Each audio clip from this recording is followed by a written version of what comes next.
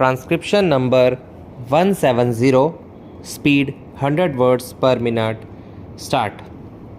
Mr. Chairman, sir, I am grateful to you and this august house for giving me an opportunity to give expression to my feelings on certain topics which are intimately connected with the development of this country. Sir, I am a person who has spent more than 4 decades in the various aspects of education, science and technology. I have the privilege of having been associated, I may say, quite intimately with the various scientific organizations in the country. Apart from this, since science, education and technology form the foundation upon which depend the development and prosperity of this country, I should like at the moment to confine my observations only to these topics. We have been very much interested to learn from the papers the various types of schemes that are being put up for the development of the subjects by the Ministry of Education. In fact, there have been so many types of projects and so many types and patterns of education and so much money is being spent that it gives us hope that sooner than later the standard of achievement in our country with regard to these subjects will be raised. As a matter of fact, very often the indication of the progress that has been made or is being made in these subjects is estimated by the amount of money that is allotted for the development of these subjects. While I shall always appreciate the amount of money that is set apart for these developments, I should at the same time feel that the net result of these expenses must be more tangible.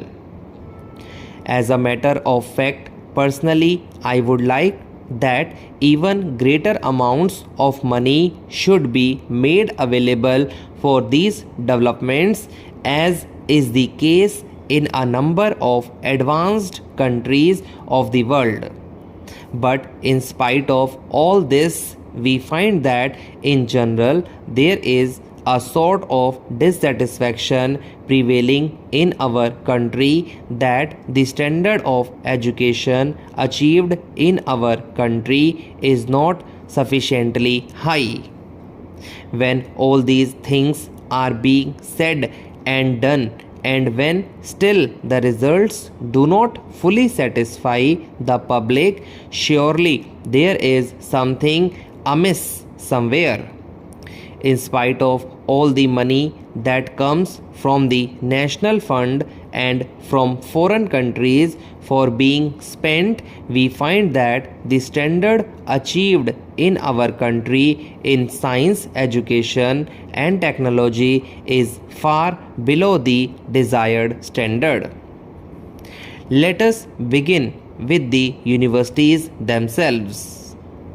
We are observing that the universities are growing up in our country like mushrooms. After all, what is the basic difference between a university and a college? I need not say that whereas the essential purpose of a college is to impart education in the known branches of subjects, the object of a university is both creation and imparting of knowledge. Let us examine the condition of the staff that has been given to so many of these universities. I am very unhappy to give a picture of the present conditions. There are many universities which have been in existence for a number of years, and still a large amount of posts, especially senior posts, are still unfilled.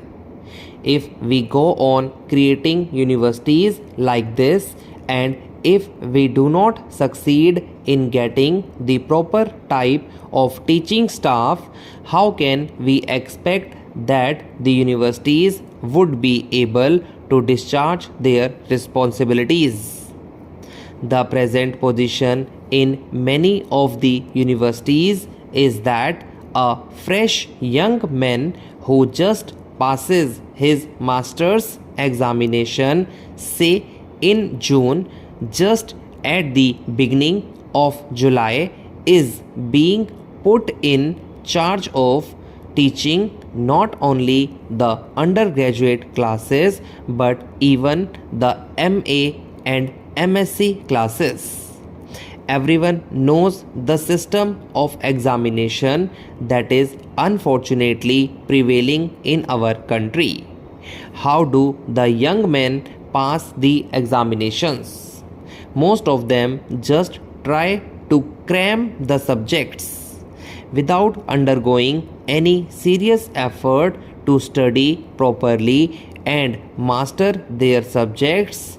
Thanks to the system of examination, they often succeed in getting very high percentage of marks, and then they are appointed to the staff.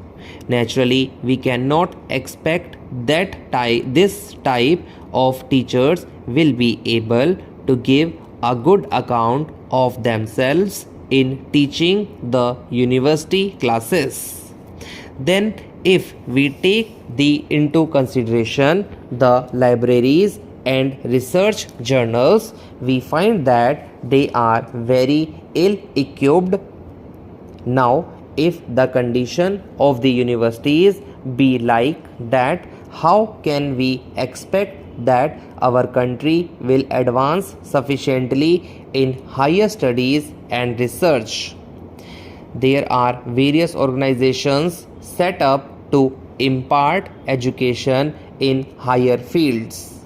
There has been much emphasis put on research work, and I should say, sir, very rightly, because unless and until the country could be sufficiently advanced in the matter of research, we shall not be able to give a good account of ourselves in the intellectual field in the international world.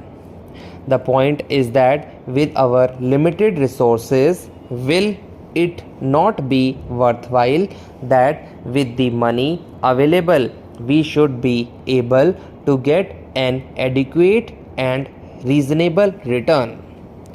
And I should like to lay some stress on it that the Commonwealth Ministers' Conference prepared the brief on which the Washington talks were to be based, and I want further to draw the attention of the House to the fact that in the whole of that brief prepared by the Commonwealth Ministers' Conference, there was no reference to the subject of devaluation.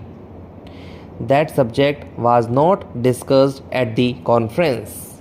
There was not even so much as a reference to the subject at the conference. Then came the talks in Washington in September. The talks at Washington are between the British Chancellor of the Exchequer and US Secretary of the Treasury and the Minister of Finance of the Canadian government. The Commonwealth countries were not represented in this conference. The understanding was that the British Chancellor of the Exchequer would argue the case for the sterling countries on the short note prepared by the Commonwealth Ministers' Conference.